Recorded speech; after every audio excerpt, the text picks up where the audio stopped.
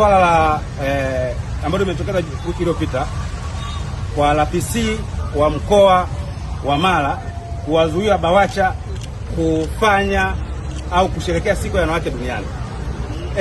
Itakumbuka kwamba mwaka jana mwezi wa 6 tarehe 10 Mahakama Kuu ilitoa amri mbili. Amri ya kwanza ilikuwa ni kumzuia katibu mkuu kufanya shughuli za kisiasa pamoja na bodi ya wadhamini. Lakini amri ya pili ilikuwa ni kuzuia bodi ya wadhamini pamoja na katibu mkuu kuweza kutumia mali za chama, aidha kama kuna wakala wake mfanyakazi wote kutumia mali za chama. Sasa tukatoa ufafanuzi kwamba waliozuiwa ni watu wawili, na tumekuwa tukitoa ufafanuzi kila kukicha kwamba waliozuiwa kufanya shughuli za kisiasa ni bodi ya wadhamini pamoja na katibu mkuu. Sasa itakumbuka vile vile kwamba hii ni kesi ya madai. Ni kesi ya nini? Ya madai. Yaani wadai kwa maana wadawa Said Isa Mohamed, Ahmed Rashid Hamisi pamoja na Maulida Anna Kombo wana madai yao dhidi ya watu wawili ambao ni bodi ya wadhamini wa Chama cha Demokrasia na Maendeleo pamoja na katibu mkuu. Sasa kukitokea jambo lolote la ukiukwaji wa hiyo amri, tafsiri yake ni kwamba hao wanaohusika kwenye kesi hiyo kwa maana ya Maulida Anna Kombo, Said Isa Mohamed wanatakiwa kuja mahakamani kufungua maombi kwamba kuna jambo limetokea la wajibu maombi kuweza kudharau amri ya mahakama, lakini sio polisi kwenda kuzuia, kwa sababu ni jambo ambalo linahusu wadaawa kwenye nini, kwenye shauri hili. Sasa kitendo kilichofanywa na RPC mkoa wa Mara si kitendo ambacho kinaakisi utawala wa kisheria, na ikumbuke kwamba amri kama hizi zinawahusu watu wenyewe waliopo kwenye kesi, halimuhusu mtu mwingine yoyote.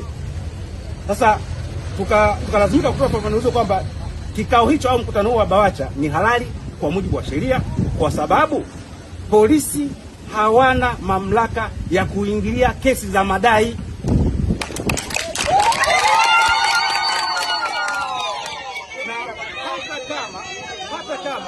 Hata kama kukawa kuna ukiukaji wa amri ya mahakama ambao sisi kama afisa mahakama hatutegemei wateja wetu wakiuke amri, tunajua wako sahihi na wanaheshimu utawala wa sheria.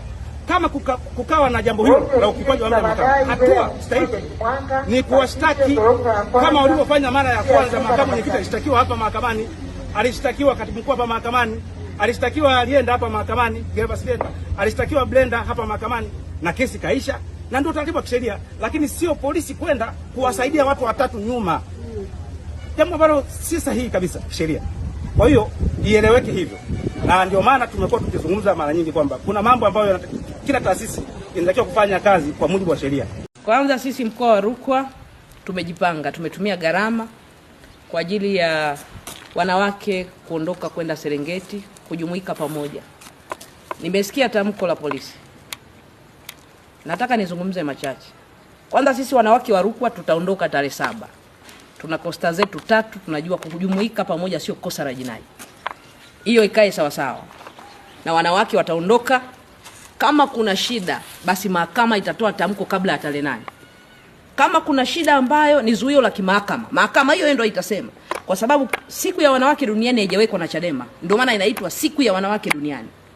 Hayo ni maazimio ambayo yalifanyika Berlin kwa ajili ya wanawake kuzungumza mambo yao. Sasa kama wanawake wa Chadema ndio kosa, tunatamani hilo jambo liandikwe, na isiwe wanawake wa Chadema tu, ionekane kwamba wanawake wengine tofauti na wale ambao ni viongozi wa serikali wasiazimishe.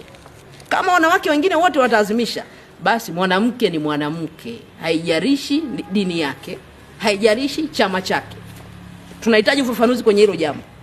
Sisi hatuendi kufanya siasa, tunakwenda kujumuika kuzungumza mambo yetu ya wanawake kama ilivyoazimiwa na dunia nzima. Kwa hiyo kama kuna badiliko, watuletee hilo badiliko lilifanyika lini na mwenyekiti wa hicho kikao alikuwa nani. Habari ya mahakama, sisi hatutaki kuingilia mahakama, lakini mahakama haikusema wanawake wasikutane siku ya wanawake duniani. Kwa sisi wanawake wa Chadema tunajua sheria, tumesoma, tunaelewa, na hatuwezi kubabaishwa na mtu yoyote.